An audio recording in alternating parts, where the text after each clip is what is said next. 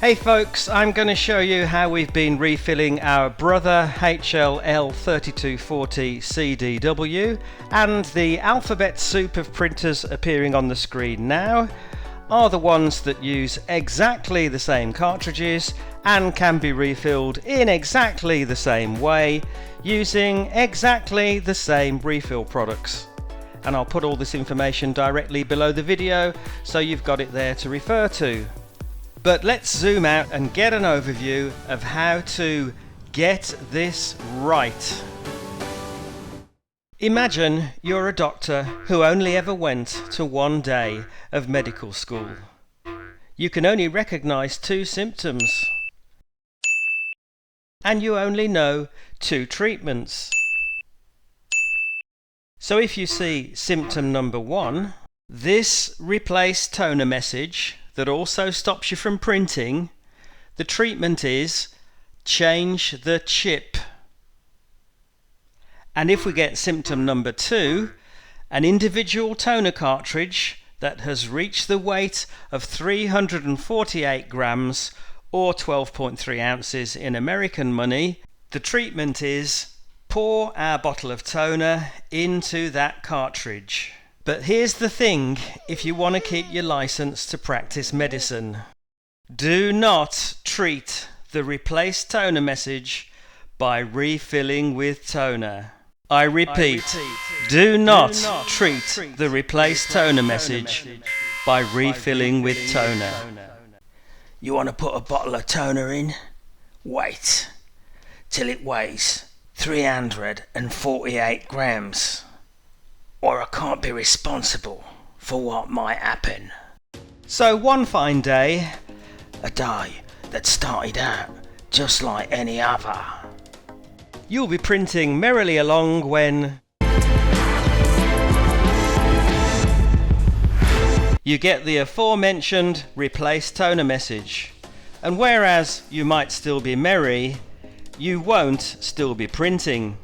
You'll be staring at this message and wondering where the rest of your document is.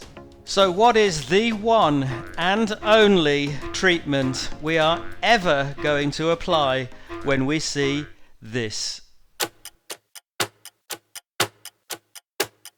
If you just said to yourself, change the chip, then congratulations, you are a foxy refiller. Take a victory roll. The dreaded message tells us which colour we're dealing with, so grab that drum unit, press this green lever to detach the toner cartridge from the drum, so then come to the end of the cartridge where you'll see the existing chip, scrape off this bit of tape, take out the screw. It'll all come apart and you'll see the existing chips held in an assembly of grey plastic. Taking care not to spear our own hands, we leave it up under this wing and the old chip comes off. Scrape away the remains of the old adhesive. Then you'll notice there's actually a little post there, and we want to get rid of that. We were able to kind of scrape it off with the tip of a small screwdriver. Take the backing off the new chip and fit it in. It can only really go one way. Then we balance that whole structure on top of the cartridge like this, lined up the coloured end plate and placed it on. There's a lug on the far side that's got to snap into place. Put the screw back in and you'll notice that the chip can wiggle around. That's fine. Put the cartridge back in the drum unit and put them both back in the machine. Begone, foul message. My people, go forth and print.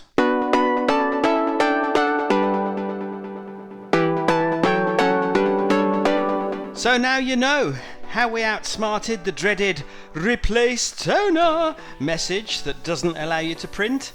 And if you want the gubbins to do it with, click on the I link appearing top right now and score yourself some of these bad boys.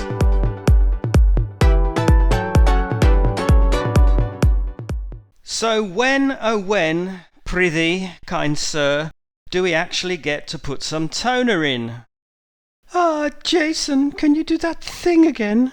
You want to put a bottle of toner in?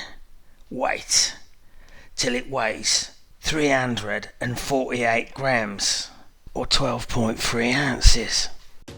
So, practice the art of masterly inactivity. Carry on printing and wait until your prints don't look right. Then weigh all the cartridges. If one of them's 348 grams or 12.3 ounces, then that's probably the issue and you're okay to refill that cartridge. At the non-chip end of the cartridge, we took out this screw. The two grey components come off. And we're looking at some flimsy tape that's covering the toner plug. Scrape that off. And we inserted the screwdriver between the flange of the plug and the cartridge. Note, we just slid in by the side of the flange and then twisted the blade to push the flange away from the cartridge body. We did that in 3 or 4 places. Then for the toner bottle, it's a case of Shaken, not stirred. Splendid. yes, it's the worst Sean Connery ever. But then marry up and upend the whole shaboodle thusly. And you might have to do the shake, marry and pour 2 or 3 times to get all the toner in. Like all good dentists, clean up around the orifice, plug back in, then this piece goes on voila, and this piece goes on voila. Put the screw back in, and you'll notice that the inner component can waggle around like bullio. That's okay. And as the tortilla salesman said, that's a wrap. Put it back in its drum kit, and put the drum kit back in the printer. Alrighty, my rebellious refillers, you know how to do it. If you need the stuff to do it with, click on the I-link appearing top right, halve your cartridge's carbon footprint, halve plastic waste, and save yourself a great big plate of bangers and mash.